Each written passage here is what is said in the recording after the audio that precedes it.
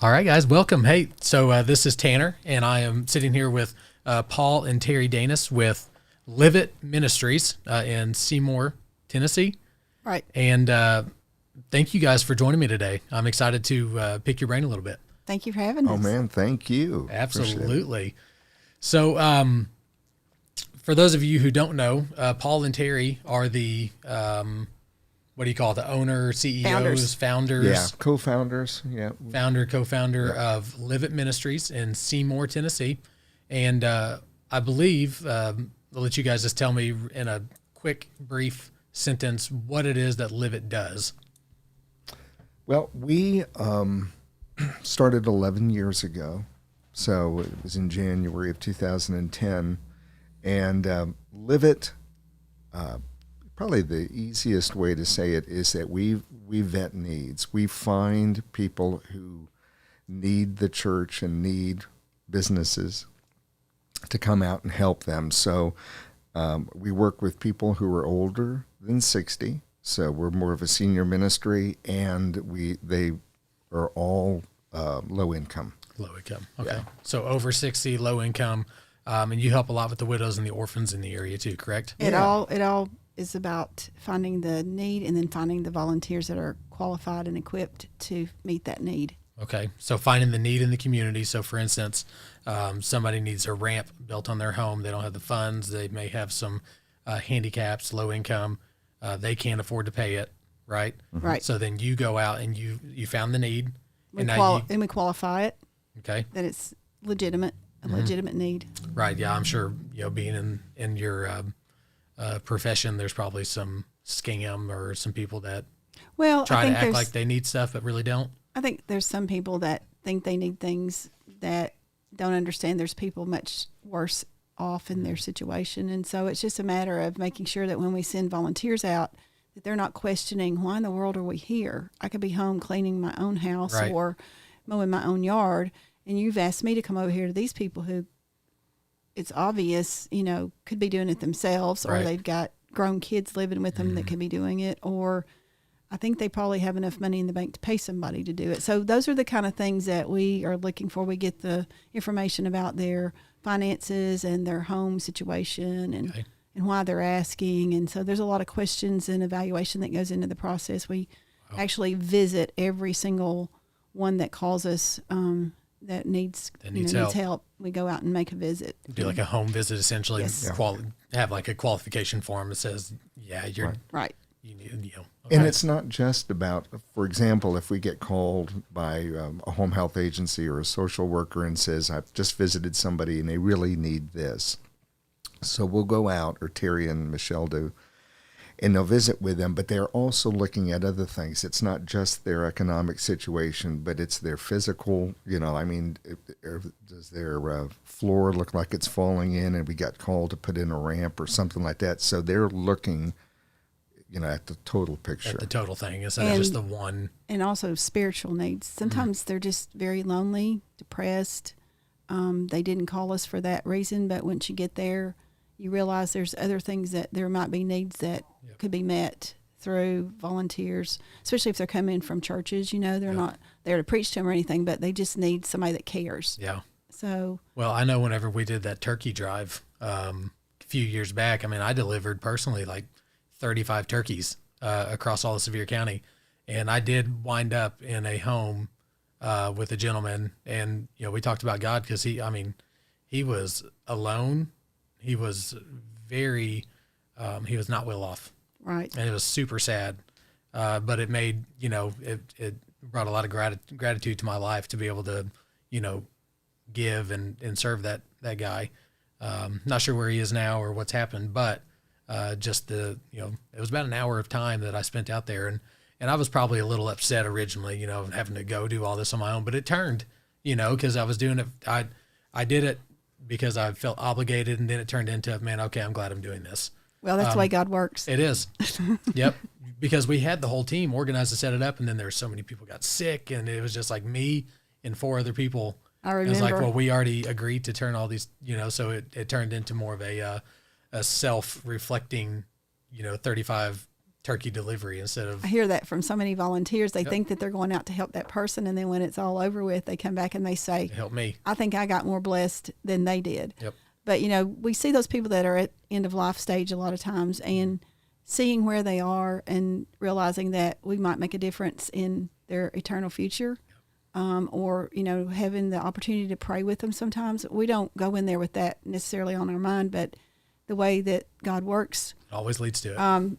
It arises if it's appropriate, Yep. And then there's other people that that's not what you need to be doing when you're there. Mm-hmm. And sometimes it's a slow process of building that relationship. So that's why we encourage our volunteers to, if we can, go back and check on them or make a call or send a card or let them know that there are people that think about them, care about them. We have some folks we've helped and we've done it for years. If something comes up or an ongoing yard that gets mowed or, things like that. Well, we've got some that's been with us for years and they just don't have anyone. So knowing that they can count on somebody to come out and do things when they break, especially for widows, they had their husband that always did it and now he's not there and they don't have any children or their children live in another part of the country. They just can't do anything. They need help. And they don't have the money. So, money is a big thing. It is. This is what the poorest, one of the poorest areas in the country, the Appalachian is, right? Yeah.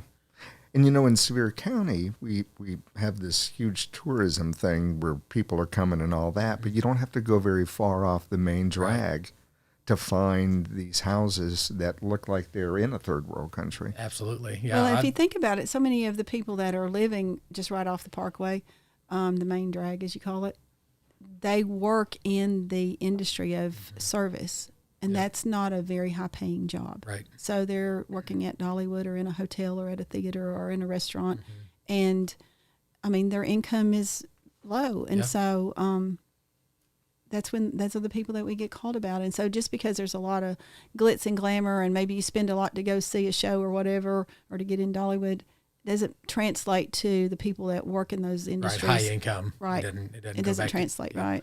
Yeah, I remember I went out, I was out in Cosby. I ended up 10 miles in the woods in Cosby somewhere. And the gentleman that I went to, he literally lived in it was a 10 by 10 shed. Then he built like a little pergola on the back where his kid was. It was wild. Yeah. I didn't even know that existed in this area. We have it definitely opened my eyes to what, what's here versus what we're shown.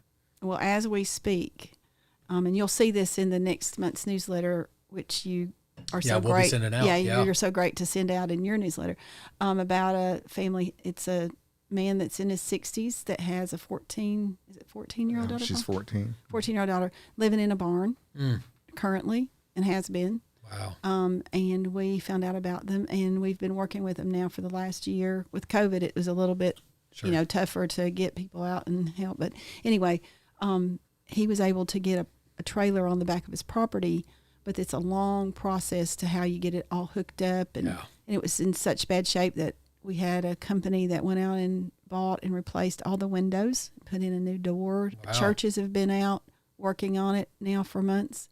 Kiwanis went out last week and helped clean, or week before last.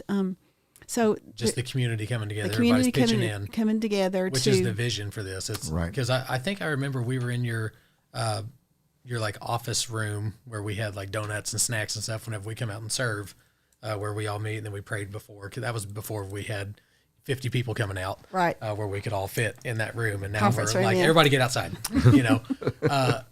But you guys had a slideshow or a presentation you did, and it just showed a map of Sevier County, and then it showed all the little hot spots where issues were, and then it showed churches nearby, right? And then it's one of those things where you kind of do like a radius around the issues. Okay, what churches fall in line? Let's reach out to these people and these churches and see if we can get them to intervene and help and provide and get people in their church to help donate their time and volunteer. Is that right? Is that kind of how that worked at one point, and maybe it's a little different now? Yes, and we have the Sevier County Sheriff's Office to thank for that program that was awesome. Available to us to use. But we thought that most people, which we were seeing at the time and still do, aren't in a church. And, the answer to some of our needs are to be in a place where we can hear more about the things of God and what He can do in our lives, and it can make a big difference. So we would look at where they live and find out they didn't go to church. And most people are willing to go to church that's just not very far from where they live. They don't Right. like to drive across the county. So letting the churches in that area know that that need exists right outside their door, it gives them the opportunity to decide if they want to go help meet that need or not. Right. So that map was a great way That's to a do great that. tool. Yeah, and it really did serve the purpose at opening up a lot of eyes, because what we did is we would show you all the needs, and there were a lot of them. Yeah. And then as with the next click, you see all these churches, and the churches just dwarfed the needs. There were so many more churches. And so in our tagline on the ministry, it's live it, taking the Bible out of the box. And what we're intending is to try to educate and get the churches to where they're getting out and, Right. and meeting The church, these the needs. Bible is the church is the box. Yeah, Get it's the the Bible box. out of the box, get it out to the community. Yep. Yep. Which is what we're called to do. Spread Right. the gospel. Right. And the other thing was Ephesians 4 talks about the unity of the body. And so this particular home I was telling you about, where the man and his daughter live, we're trying to get ready for them to move into. You see businesses go out. You see different churches that have gone out. People that go to that are in Kiwanis, they go to different churches, Yeah. But seeing that body come together to meet a need, and it doesn't matter what denomination you go to on Sunday, Yep. where you attend. It's more about all of us have the same goal in mind, and that is love God and love your neighbor. That's it. And so this is an awesome opportunity to love your neighbor in a very practical way. And like I said, the volunteers come back and say, I'm the one that's been blessed. Yep. I can't believe that I thought I was going to do something for them, and then what this has done for me. Right, yeah, and just- you've experienced it Absolutely. firsthand. I experienced it when I went to Africa. We went to Kenya. I experienced it there because, I mean, that's just, Oh, yeah. you know what I mean? It's We've one of been those- there, yes. Mhm. And then just in my backyard, it's totally different. So that's one of those things where you get a real eye opener, and then you take a look at what you're doing and why you're doing it, and if it's Yeah, something you need to be doing. and we need to do those, and we need to go to Africa and South America and so forth. But there's so much planning that goes into that, and then we go over for a couple of weeks and make an impact. And we live here 365 days out of the year, and we drive by these places that we can be making impacts every day, Yes. every week, whatever. Right. So tell me who came up with this idea? What was the draw for you guys to, like, this is what we want to do? Like, how did that happen? I had nothing to do with it. That's the truth. That's fine. I had nothing to do with it. It was all a God moment with Paul. Yeah. God just Had God spoke to you and said you need to spoke get this to him going? in a way that said that it was time to get out. We were working on the staff at a church, and it was a long story, but in a nutshell, it was just a visitation almost from the Holy Spirit, just telling him we needed to get out and help people that were in the community. And it had a lot to do with teaching them that they have gifts and talents to use to help other people. Yeah. So we had been serving in the church and helping the community, and we were seeing people come over and over and over to all these events, the same people, and like their circumstances never changed. And it's like, wait a minute, we all are called to serve. And so Paul came back saying, I think that if we teach them, they have value, they have worth, they have gifts that God has given them. And yes, let's serve them, but let's see if they would be willing to turn around and serve others. Right. And so it was just today that, and you can tell it better probably than I can, Paul, but No, you're doing great. but he Yeah, please. but, Continue. But he came in to the church and tried to get my attention to tell me, and I was in a meeting, and I said, I can't talk right now, let's talk later. And so by the end of the day, he was resigning, and I'm sitting there with my What are you eyes doing? open going, did what? try to warn I her. tried to talk to you. That's what he said. Yeah. I tried to talk to you, and I said, yeah, but I didn't know you were going to resign. So fast forward, And so what year was that? 2010, January 7th. So it's been 11 years. So Yeah. 2010, then fast forward. So ultimately, God called both of us, and that was through a series of scriptures that we were praying and reading together. And it was obvious that he meant for us just to quit our job and start something that I had no idea what it was, because he didn't talk to me about it. He talked to Paul, and I just had to follow. And, that's something that, if you trust in the Lord and your husband's listening and doing what God's calling to do, then that's a big step to Yeah. take. Well, But you'll also have peace about it, and you'll We be did. in unison. And that's one thing that we've always learned. I mean, my wife and I, we don't do anything unless we're both like, okay, that's right. But there are some times it's like, you just got to trust me. We got to just do it. Right. And then it's like, if you don't have that feeling, that's like, okay, that's the right thing. Let's go. Oh, I'll tell you, God was very good about confirming it over and over and over. And awesome. And then supplied in ways where we had no income coming in. I mean, it just, how'd you make it? I can't even tell you the things that he did that were so mind-boggling, that once you live that way, that you're willing to just sacrifice and do whatever he says and trust him, that you actually don't ever want to live any other way. Wow. You want to always try to make sure you're in his will and following him and letting him be in charge. And of course, we all have days that we don't do that. Sure. But it was one of the most awesome times in our lives to see to that level of trust that we had to have. So now it makes it easier on a daily basis in small things that, okay, he's going to take care of us. Right. No matter Because what. you really push that faith. You're like, we believe. Oh, to the and point. then it's like, we believe. To the point that you talked about going to Kenya, we had been to Africa and come back, and we had seen the poverty level there to where we were like, if we have to give up the house and can't make the house payment, so be it. Yeah. So be it. I mean, these people that live there that have nothing have the joy of the Lord in their hearts. Yep. It shines through their smile and their face and in their eyes. And it was so humbling to think that we are so blessed in this country. And for them to have that kind of joy, and for us to sit here with the things that we have and have a day that we're not happy about something. Right. It's and you've been there. Yeah, I've always said, they have nothing, but they're the happiest people you'll ever meet in your life. Yeah. So I told Paul, if we have to live in a tent, so be it, because we just have to trust him. Well, we might have a cabin if you guys got to get there. We might have something we can can get you situated, and God will provide. But he took care of us. It Yeah. was and it's his house, It's his house. Well, and he had been leading up to this point, I mean, all these things going to Kenya, there was just a lot of things happening. And in January 7th, 2010, when all this happened in one day, it was just very obvious. One thing after the other. And so normally I would not do that and say, you know what, I'm going to quit the job and, but it was very obvious. Yeah, it just happens. Like, okay. He even knew the name. He said the name of it's Live It, taking the Bible out of the box. We're going. And I questioned that, I was like, taking the Bible out of the box, what does that mean? And he's like, I'm just telling you, God said so. Yeah. You can argue with God. This is what I'm sure of. And he's not one of those people that said, God told me this is going to be that. So for him to say that day, I just knew that I knew inside of me that it was the real deal. So this is going to sound really weird, but Bring it. he even gave me the font for the logo. Okay. And what's happened is throughout the years, people say... Here, let me pop that up on the screen here. We'll show everybody. Yeah, people say...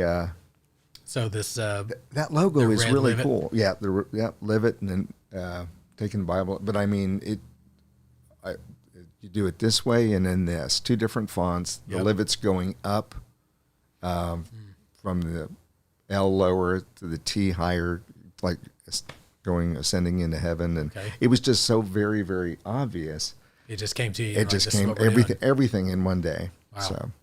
And having never had that happen before or since to that degree, is what made it so obvious to me that this was nothing but doing. Him. Yeah, That's amazing. It was God. Yeah, it's really cool to hear your story. So this was 2010. All right. You guys had salary jobs, or you were on staff. You had all this, and you just said, "We're quitting my job. We're opening." We didn't have money in we're the doing bank this, or right? anything. I mean, it was not one of those, oh, we'll be fine. Yeah, I remember I started with Tracy back in 2013, and he had told me about you guys, and I was like, that's pretty cool. A little sporadic, no, I'm kidding. He said we were going, I'm going with Paul and Terry, and we're going to go look at a warehouse. It's an old Family Dollar in South Knoxville, I think is where it was.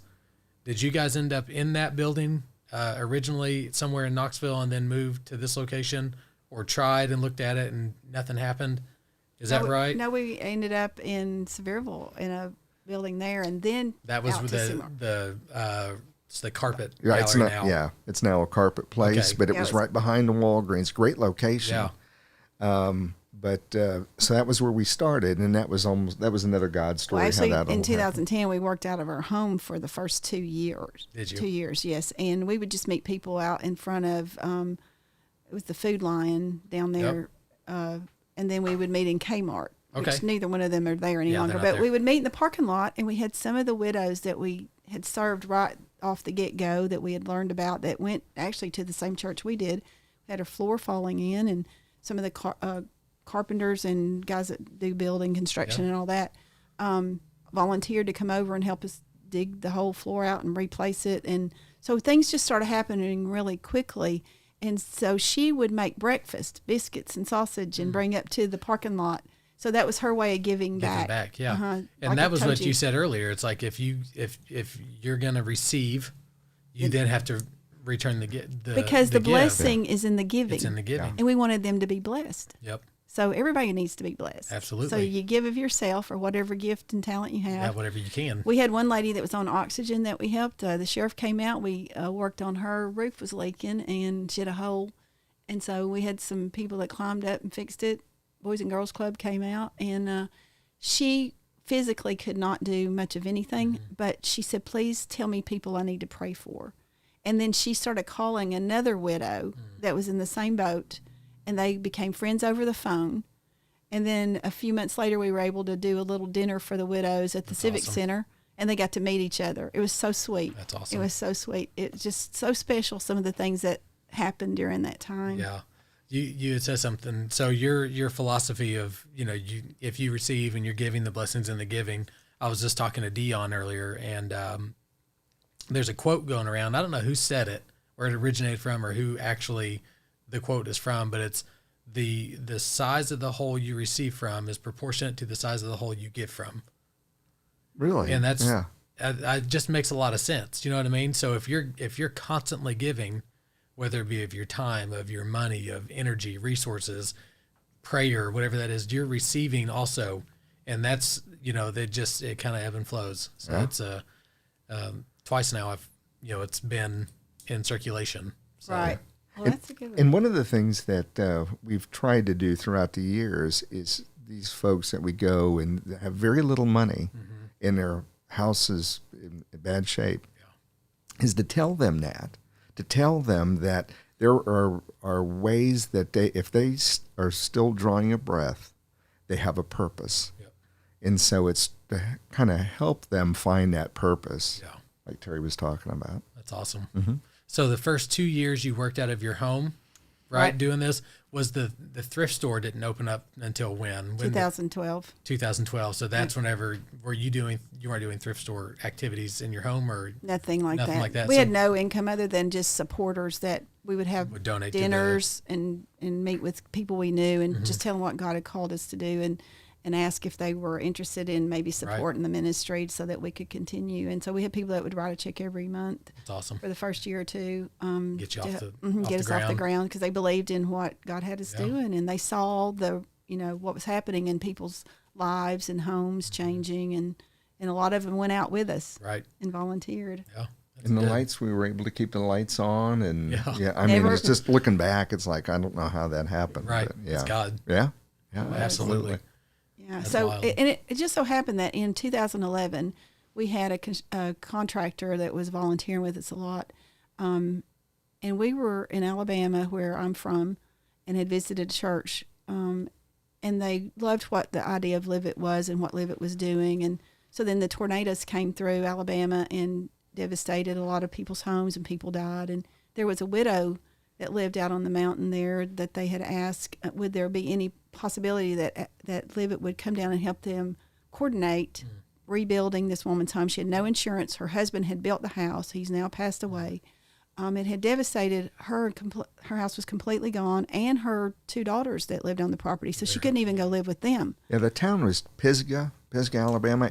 And it actually, these tornadoes, like 3 of them, and they were huge, devastated like 80% of it took the majority of it out. Wow. Yeah. I mean, it was just terrible. Crazy. So God allowed us to actually do something that we haven't done since, as far as traveling out of state and doing a project. But went down, and 23 churches came together in that area. We had teams of people that came from here to help. And in a week, we rebuilt that woman's home. Wow. In a week. In a 7 week. days. Yeah. 7 days, the whole home was rebuilt. Right. Well, the pastor that had called and asked us if we would do that was the one that mentioned to us, how do you fund yourselves? And Paul said, Poorly. Poorly. Yeah. Yeah. yeah. And so he told us about a ministry that had thrift stores and how well they were doing Yeah. down in Alabama, and just suggested that we might pray about that. And Paul was like, well, Oh, I didn't want to do thrift stores. They stink. They're, no offense to people who operate thrift stores, but, I just wasn't a thrift store person. Yep. So Now look at you. yeah, well, I'll tell you what got my attention is he said he's on the board of directors for Alabama's largest thrift store. And they're in 110,000 square foot building. Wow.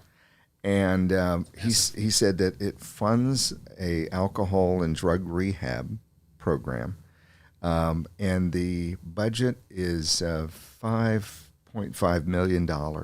And he said the thrift store funds the majority of that 55%. budget. 55% of Wow. And then so- the rest is based on donations and contributions. And so Right. what we said, or what I said is, okay, I'll pray.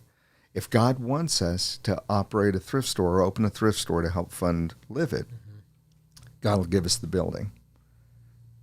And he did. And he did. And, Yeah. and he literally Crap, gave, we got to do a thrift store. yeah. He literally Okay. gave us the building to use the first 6 months to get it up and running and all that without having to pay any rent. So Well, I can it tell was you, so your thrift obvious. store does not stink. Yes. So Yes. you're Ours does not stink. yeah, No. you're already one up. Yeah. It smells like coffee, which is a brilliant idea. I know what you're doing. Yeah. We're on to you. Yeah, put a coffee house and a thrift store together. There's a model Yeah. that'll work. The initial thrift store did not have a coffee house, although we did give out free coffee and donuts at the time. Yeah. I brought so much stuff to that thrift store. 2013 was whenever we moved here, and I kind of got up and running. Tracy was all like, just call Paul and Terry. They'll take whatever. And we are grateful. Yeah, so I think I called you one time like, no, we're not taking, it was like shelves or something, right? Because you guys were just loaded to the brim. I'm telling Everybody you. will just bring Yeah. The first donation was a 26-foot truck.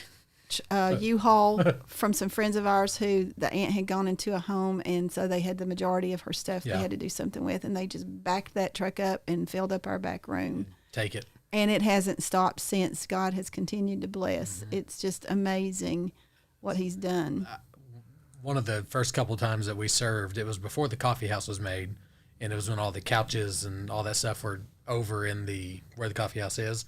I had brought some shelving, believe it or not, and while I was in there, some guy came and got it, and I was like, so as soon as I set it on the floor, he picked it up, and I threw like a $75 price tag on it. He took it, checked out, and took it out to his car. I was like, it was crazy just Thank to you. see the, Yeah. like it was instant. As soon as it hit the floor, he came in, got it, and left. So that was I'm assuming that happened just more than what a typical person would understand how thrift stores operate. Right. It's cool to see the flow, the in and the out, and being with you guys now for what I've been with you now for 8 years, Right. helping and serving. So it's it makes more sense to me. But the typical person, they just take my stuff.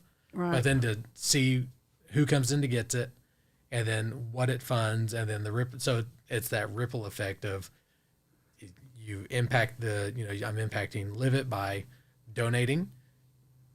This gentleman's impacting Live It by purchasing, and then we're using the funds to go impact our local community. And there's no end. And that's what so many people like. One of the reasons I think we get so many donations is because they know Live It is a ministry that serves Sevier County. And so what goes in there is sold, It goes back to the community. back into the community. Well, So, and we try to be real intentional now. We have the newsletter that we lay on the counter as you're checking out. We tell them this is what you're helping fund. Our awesome. seniors of the community. And, when we started out, like we talked about with the thrift store, the fact that, having a ministry costs money. And if you send me a check for your donation, you'd like for it to go to help the people in the community, not pay our electric bill. So that's the main thing that the thrift that store has makes been sense. a blessing to, is that it can do all the overhead. All the things that it can the cover our overhead. donations go for the ministry, and Right. this helps fund that. Yeah, that's good. We actually just had a guy call in the other day to the office here, And he said, "Hey, I see on your website you advertise multiple, charities and 501(c)s and that kind of stuff." And he's like, "We are only doing business with that type of business, and we're going to sell a home, and we're going to donate all the proceeds to his charity of choice." And he was like, "You're the reason I'm calling is because you guys give back. So we wanted to make sure that who we're doing business with has the same values and beliefs." So it's really cool. Just and that's not the first time that's happened. I've sold a cabin up in Gatlinburg. The gentleman, it was a $450,000 deal, donated every penny of the sale to his church that burnt down during the fires. So I mean, that just and he called us because we give back to the community whenever we help buyers and sellers do deals. Yeah. So it just, I mean, it full circle. Well, and I want to encourage you all that you're an example. As you do that, you have blessed Live It for years and years, and you're one of the first businesses that came on board and supported us, not only financially, but also with volunteers and so forth. And we believe when there's a business like that, God blesses you, but also other businesses see that, and hopefully they'll follow that example, because again, just like the example of all the churches around these needs, how many businesses do we have out there? Right. Tons. Tons. Yeah. And that's part of our vision and mission statement, impacting others to prosper. And then one of the missions is inspiring others to give of themselves. Mm-hmm. So that's something that we do as a company, is we're all about giving back, whether it be time, money, energy, delivering turkeys, even whenever you don't want to. Well, that's one of the things that I really love about the company, is that you don't just say it and you don't just put it in print, but you actually live it. We live it. Yeah. Boom. Yeah.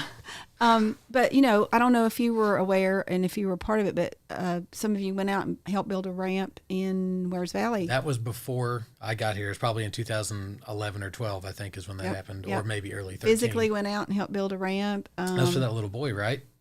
That was for, gosh, I can't remember now. Because we had a video at one point. Oh, it wasn't the ramp. We put the elevator in. The elevator in. That one breaks my heart. JJ, JJ. Yep. Mm-hmm. Yeah. I watched that video quite a bit because we've got it. It's just it's so inspiring. Yeah.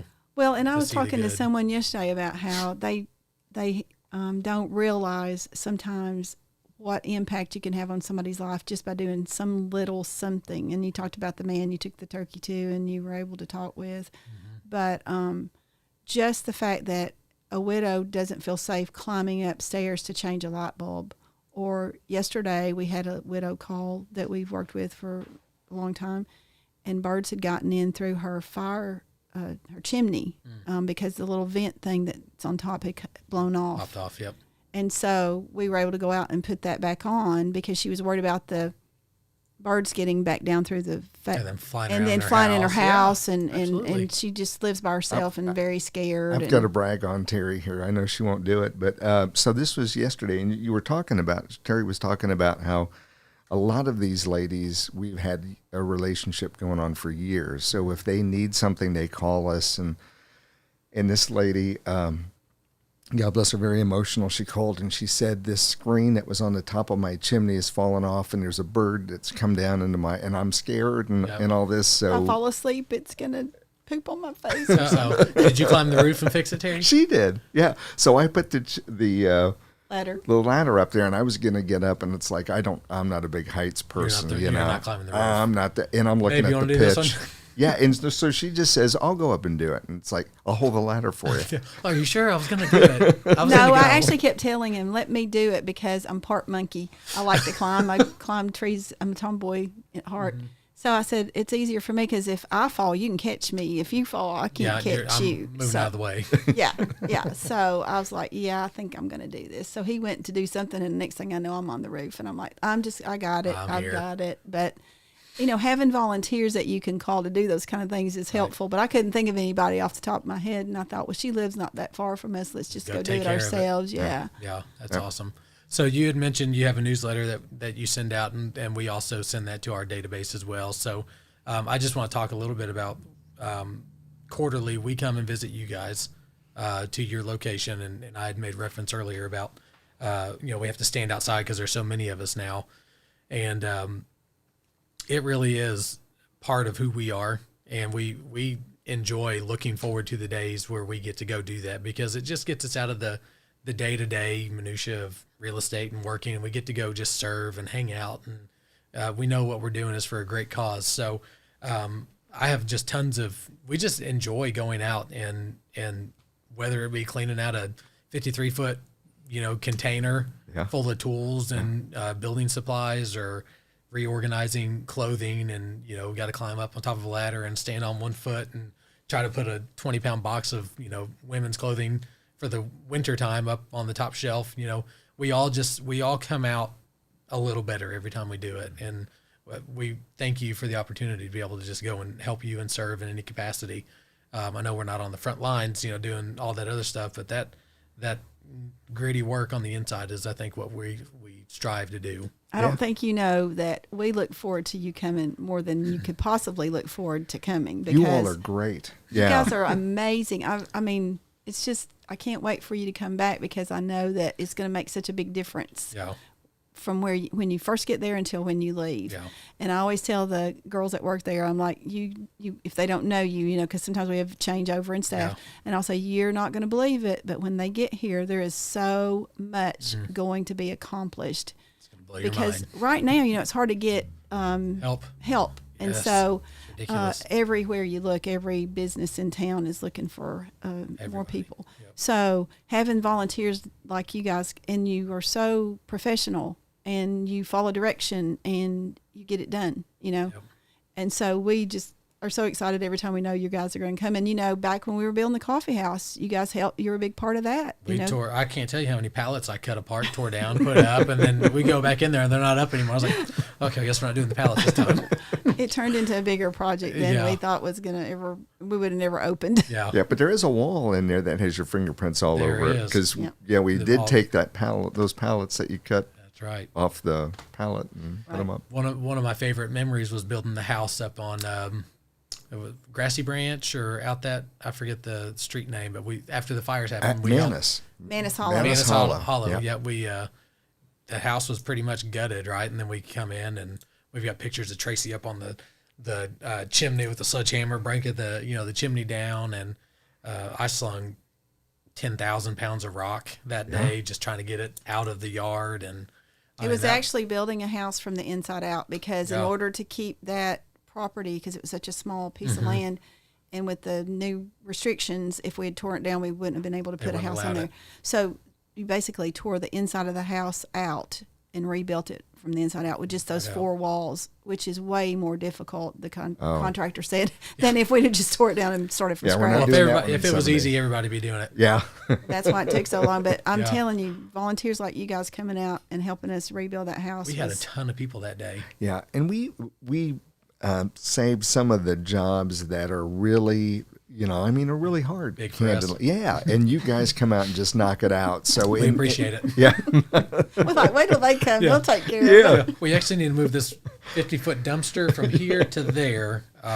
We got to do it by hand. Yeah, every piece. Well, what's so amazing is that when you guys plan to come, God always seems to provide something to accommodate that many people. Yep. It's like, what are we going to do with 45 people, or whatever? And it's like, oh, okay, yeah, this is.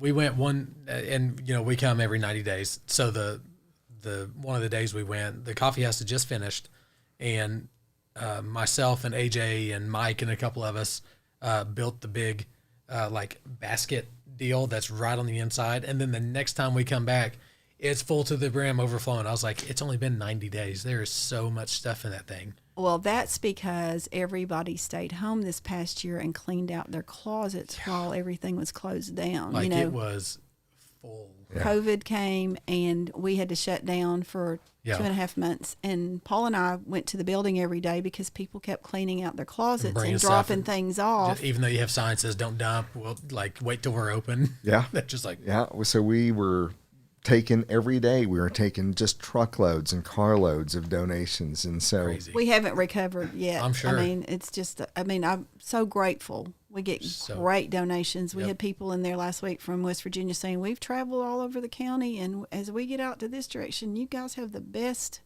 donations we've ever seen. You know, name brand clothes, tags still hanging on. Yeah. I mean, it's just crazy That's some of awesome. the things that people are willing to give us. Yeah. And then we turn around and can, you know, sell it and make money. And whoever's buying it gets a lot better deal than if they went to Yeah. the store and bought it, Right. you know, with yeah. the And it tag. goes for a great cause. Yeah. So it's a win-win. You And get it it's for a helpful. better It's a price, win-win-win. and you're getting it for to a great cause. Yeah, and then you get to turn around and do what you need to do. Right. That's awesome. So let me ask you this: how has doing this changed your life Oh, wow. outside of the money? I mean, just like as a person, how has doing this just totally shifted? Maybe like I don't know how you were back in 2000. You know what I mean? And now here you are today. How have you? Well, Terry, Terry and I are both registered nurses by education. So Okay. we've been in nursing. And interestingly enough, we have found ourselves when we were in nursing kind of gravitating to geriatrics, the older folks. Yep. So the fact that God's called, you know, we work through the thrift store with like Focus Prison Ministry. We work with Cross Food, the food ministries. So we believe very much in partnering. And so we see all these different ministries doing different things, and we're so blessed that God called us to a ministry that serves the widow. And in serving the widow, oftentimes we wind up serving the orphan as well, because a lot of the grandparents are raising their grandkids. I know a few of those. Yeah, but so right from the beginning, we were kind of wired to work with the senior That's right, elderly your alley. population. Yeah. And for So- me personally, I think the greatest thing that it has done for me is that I think a lot of people are out there that are doing whatever they're doing, and they don't know that was God's plan for their life. And so when you get into something that you know without a shadow of a doubt that you are doing what God wants you to do, there's so much peace and satisfaction that it's really hard to describe. Yeah. But I do know people that they do what they do, but it's not necessarily because God planned that for them. It's just where they ended up. And I'd say probably nursing was that way. He orchestrated it without me knowing it, but I didn't know that I was doing what he wanted me to do. Right. And like Paul said, I did work with a lot of the geriatric patients. That's just, I love them. I love them. And so to see how God's taken your life when you were younger and had you on this journey, and then you end up here, and now you know that you know that you know that you're doing what he's wanting you to do. Yep. And so to me, I couldn't ask for anything more than to know that I'm doing what he wants me to do. That's awesome. Did it naturally open up whenever you did live it? Was naturally saying we're going to help the widows in the area and the orphans and the, you know, that kind of thing, or did you have to figure out what your niche was going to be when you opened up Live It? I think so God kind of orchestrated that beforehand. So on that day, it was very obvious. But one of the things that I did, I was at the church, I was the pastor of senior adults. Okay. So my flock, if you will, was already the older people, the over 60 Got group. it. And so I would go and visit them, see them in their homes, and then started to see firsthand some of the conditions that they were living in. And I thought, well, if we're seeing this many people who have these needs in one church, how many more are there multiplied Outside. by all the churches and then outside the churches and so forth? So, That and he gave Paul the scripture in James where it talks about that we are called to James 1:27, true religion in the sight of God is to Take care of the take care widows of the widow and and the the orphan and not let the world corrupt us. Yep. And then if you Wow. go on and read about the definition of how he describes widows, it's it's women that are over a certain age, which I think was 60 or 62, something like that.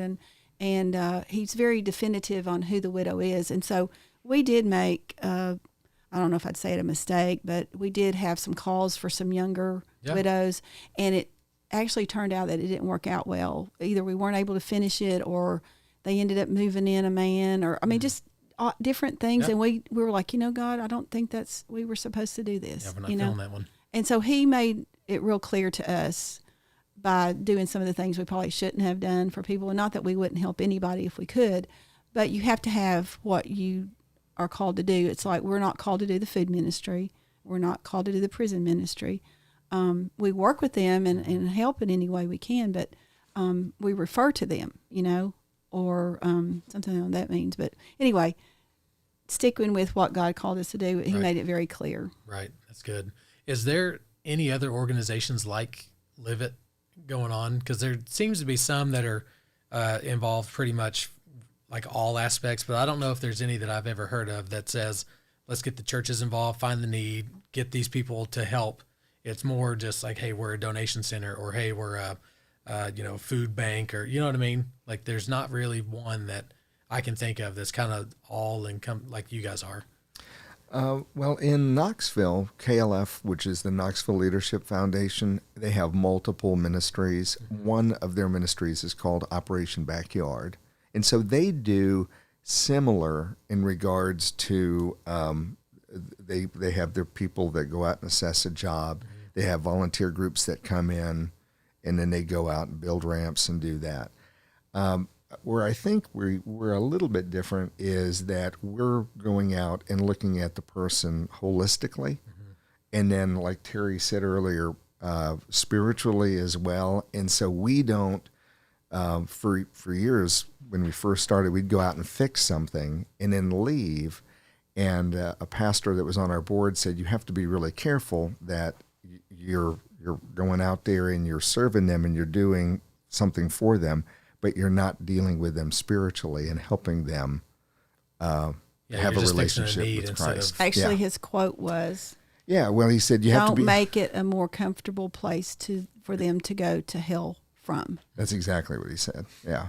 But anyway, so we have to be. But I mean, if you haven't addressed that need and the opportunity rose that you could, then you really haven't helped them like you could have. Right. Yeah, we're called. We're all called. If we believe in Christ and we're Christians, we're all called to tell people about Jesus. Yep. So the opportunity to go out because we were called by a social worker or a home health agency or the sheriff and said that there's somebody here that has a need, we address that need, but we also need to tell them about Jesus. Absolutely. And sometimes it's just in our actions by loving them. Yeah. It's not preaching to them. Yep. It's just, what is it, the St. Francis of Assisi saying is? Yeah. We need to go out everywhere and preach the gospel, and only when it's absolutely necessary should we use words. So it's our actions that really preach. Wow. It is. That's right. It is. That's good. That's deep too. Mm-hmm. I like it. Yeah. Tell me, where'd you get the idea for the coffee house? How'd that come about? What's your vision with the coffee house, and maybe even, with Live It's future? You know what I mean? Like, what does that look like? Well, Terry had mentioned when we were over here off the Parkway in Sevierville, we had a little coffee area. So coffee's always kind of been there. It's probably the biggest push towards the coffee house was when I read an article or a survey that came out from Cigna Healthcare, and this was released in 2018, and it was on loneliness and isolation. And of course, what we do with elderly people who don't have a lot of money, don't have transportation, they're in their homes, we've seen a lot of loneliness and isolation. They don't have community. They just don't have anybody. So yeah, they're stuck. Yeah. And so that's always been a pull for us. And then, so when they released this study on loneliness, and mainly loneliness, we thought, well, we know the results of this. It's going to be the senior population. Those are the folks that are isolated the most. Well, it wasn't. It was the 18 to 25-year-olds who actually were surveyed and are the loneliest. Really? Yeah. I mean, it's like, what? You got to be kidding. 18 to 25-year-olds are in school. They've got all this. Having a good time. Because this is their friend. Yeah. It's not real friends. Yeah. So it is. And so we look at our social circles now as how many likes we have on Facebook or who follows us or, that type of thing. So when we started thinking, well, how do we, if that's the loneliest group, and of course we work with youth groups and a lot of youth to go and do these volunteer things, how do we bring them together? And one of the things that's kind of a common denominator within younger people and older people is coffee. Everybody loves coffee. And older folks love coffee houses. Younger people love coffee houses. So it just became something that we knew we needed to do. That's awesome. And we took about 2,500 square feet of our 10,000 square foot building and turned it into hopefully a pretty cool coffee The house. bridge, I love it. Yeah. Well, and I'll tell you what's so cool is that, God works in so many different ways, but we have a board of directors that we answer to, and as any 501c3 does. And we just have awesome board members and have had through the years. Tracy's been on the board. Yep. But we've had awesome board members that pray about these things. And so it's not Paul and I deciding to hey, do this a is what we're coffee. doing. Yeah, we're going to do this. It's like we have this idea and we feel like God's burdening us to do this. But, we show them all the statistics of the loneliness and isolation that he had read about. And it wasn't a quick decision. It took a long time to actually come to. So we don't want to jump into anything that he's not in the middle of. And I feel like if he's in the middle of it and it's his plan, then you're going to have, if you got godly people on your board, you're going to have everybody that's agreeing. And then it's going to happen. And so, he gets all the credit, but I do want to brag on our board members and our past board members that have been so supportive and helping with that guiding decisions. Yeah, that's awesome. And then you also have like a stage. I know you did like a drive one day, right? It was online, a Facebook Live drive where they were.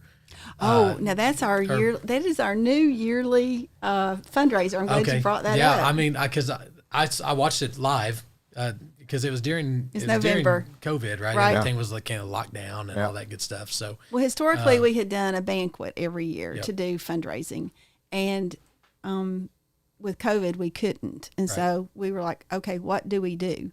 And got to do something. Right. And so we had talked about it, and Paul thought about the Jerry Lewis Telethon, how he used to raise money for muscular dystrophy, the whole weekend. My cousin used to sing on there. She has muscular dystrophy.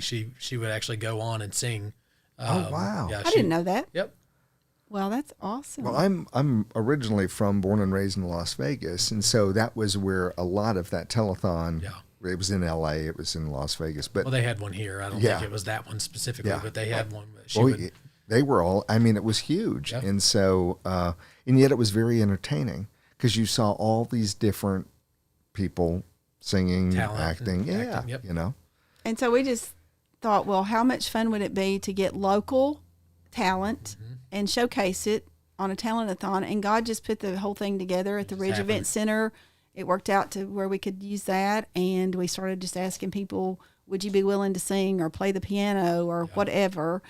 And it came together rather quickly because, we with the whole last year, 2020, we didn't know what you could and couldn't do a lot of days, and we just kind of did it one day at a time until it turned into this talent-a-thon. It turned out to be so much fun.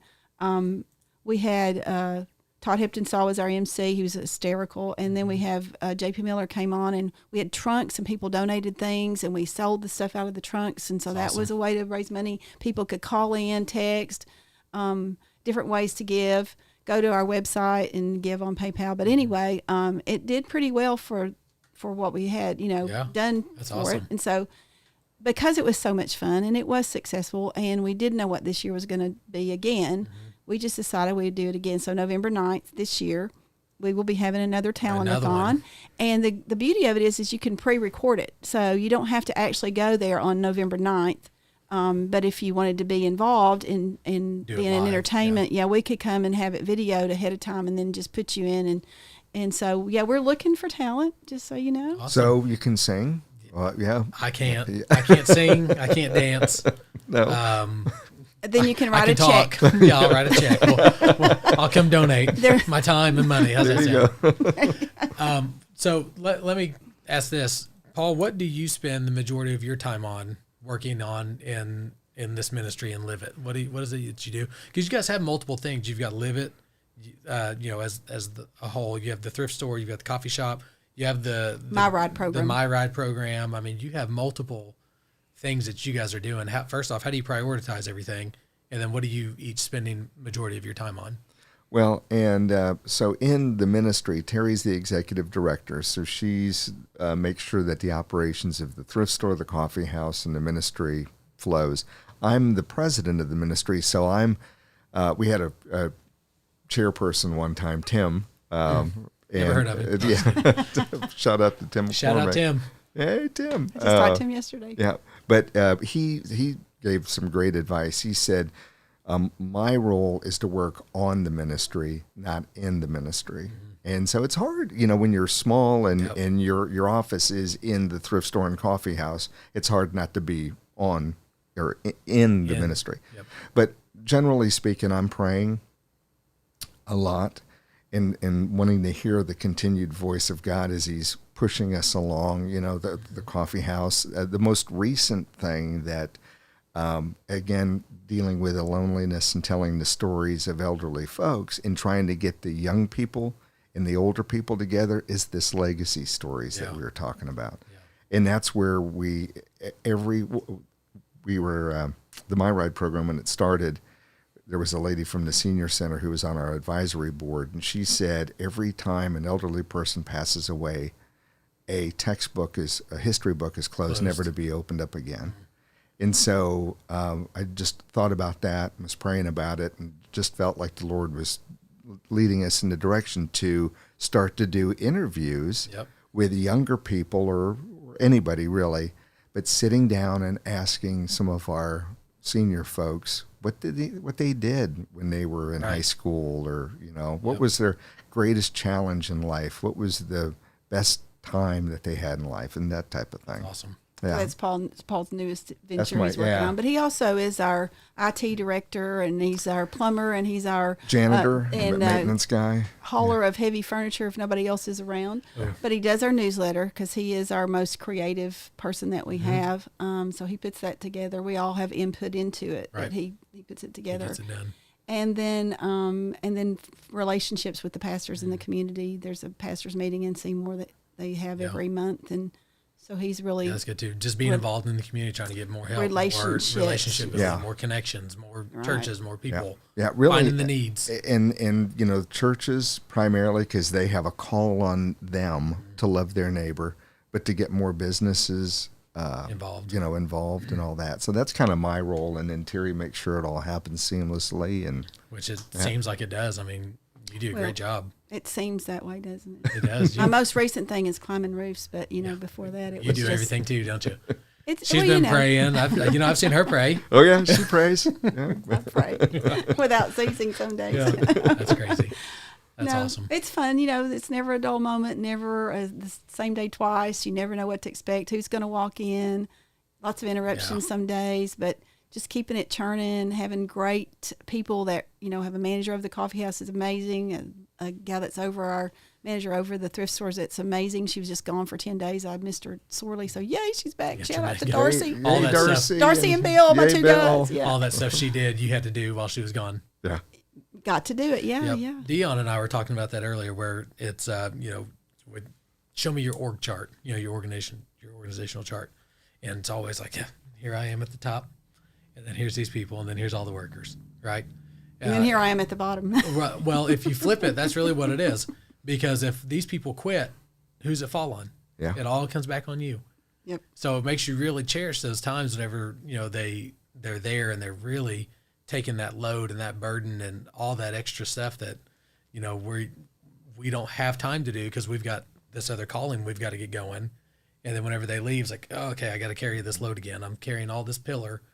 And it's important and it's instrumental in business to have those foundational pillars there to hold up this stuff, and then you serve them to make sure they're well taken care of and not going anywhere, right? So that you can then go and do the things you need to do. It's a great opportunity to show how much we appreciate what they do. 100%. Yeah. Turnover is a big thing, and turnover typically happens because they just don't enjoy.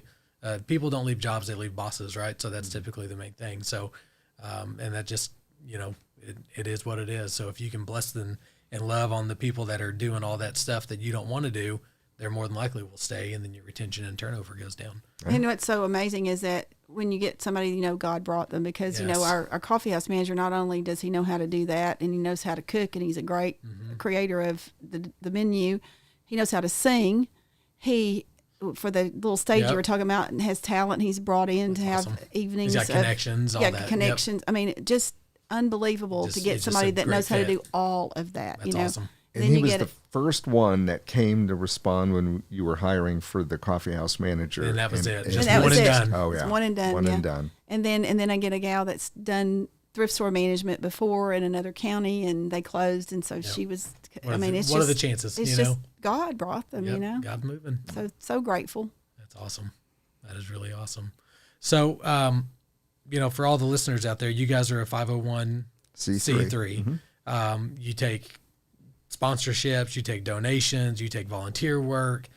You can come and volunteer at the coffee house, right? Is that a thing? Yeah, absolutely. Like thrift store, coffee house. Store. There's all kinds of opportunity. You guys are doing great work in the local community here. Do you extend anywhere outside of Sevier County, or is Sevier County kind of like the main hub? And then if there's some one-off locations, you may right across the border of Blount or Knox occasionally, but we try to stick to Sevier County main Sevier. because that's our database of volunteers.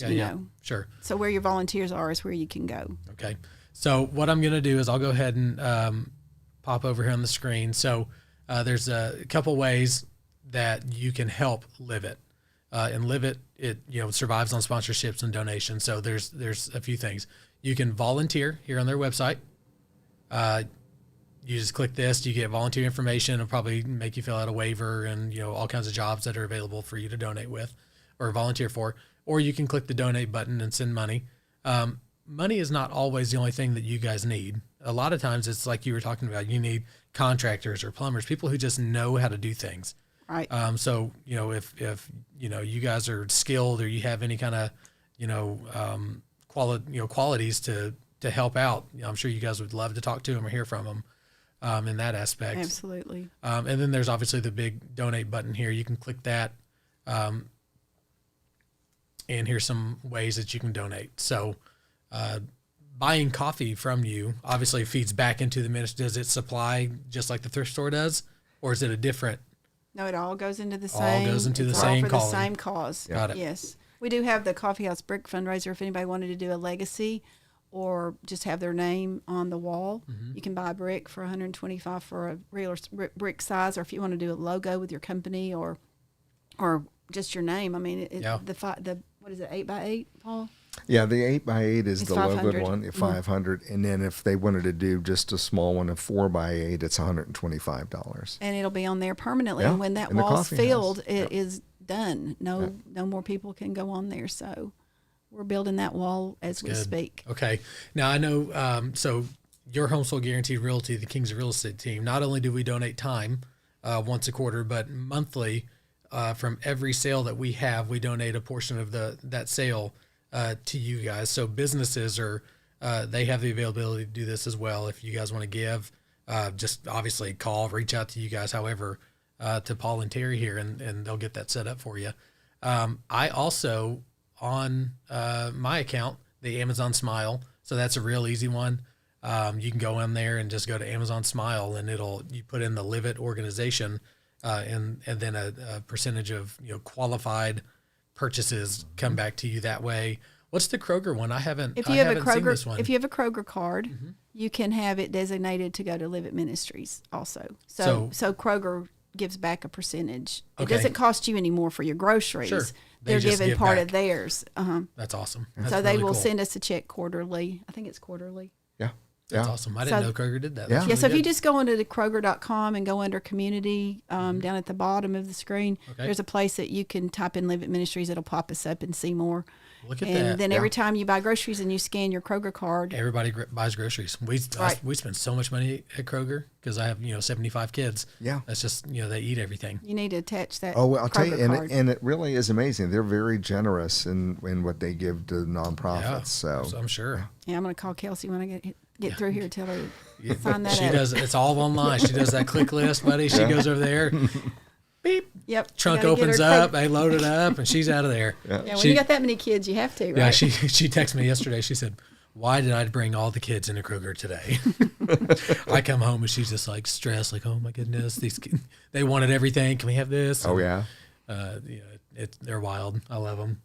Well, now you can feel better about buying groceries at Kroger if you attach your card. Yeah. You're helping the senior citizens at the same time. Absolutely. Helping Live It, help them. Helping Live It, help them. So we've got the volunteer information here. Let's just look at that. Is that anything specific? No, it just gives them an opportunity to go in, and then we'll contact them. Awesome. Once they fill that out. Good. Outside of that, if they wanted to call Do you have a phone number they can call and talk to you guys? If so, 865-773-0715 is the ministry. If you need to talk to the thrift store, it's 773-0714. okay, so ministry is 773-0715, or correct. the thrift store 773-0714. And if you need to call the coffee house, we just have a new website that just came up last week called Java at the Bridge. And you can go online. There's a menu. You can order ahead of time, pull in. They'll bring it out to you. We don't have a drive-through because of the way our building is situated, but you don't have to get out of your car. Look at that. Yep.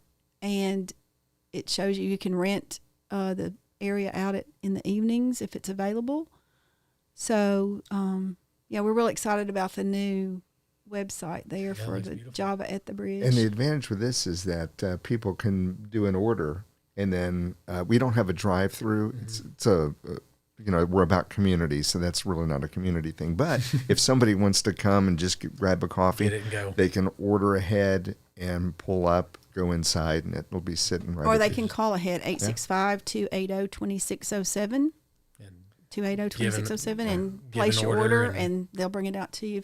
that's Tell them awesome. you're on your way.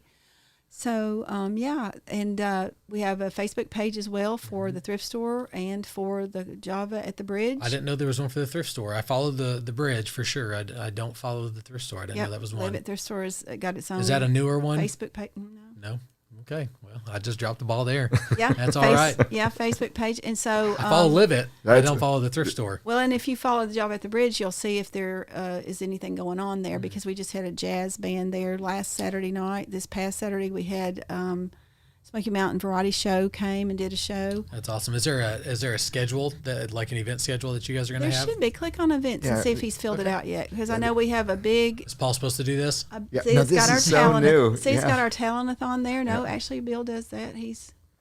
We're going to be having, and it's not on there yet, but this is brand new, hot off the press. Hot off the press. Hot off the press, evening with Elvis, memories of Elvis, and it's Elvis. not an Elvis impersonator, Okay. but it is going to be someone that sounds like Sounds Elvis, just like him. and he has some video footage of history of Elvis. Okay. It's a very special, unique evening. $10 a ticket, and we'll have some drinks and dessert. Sure.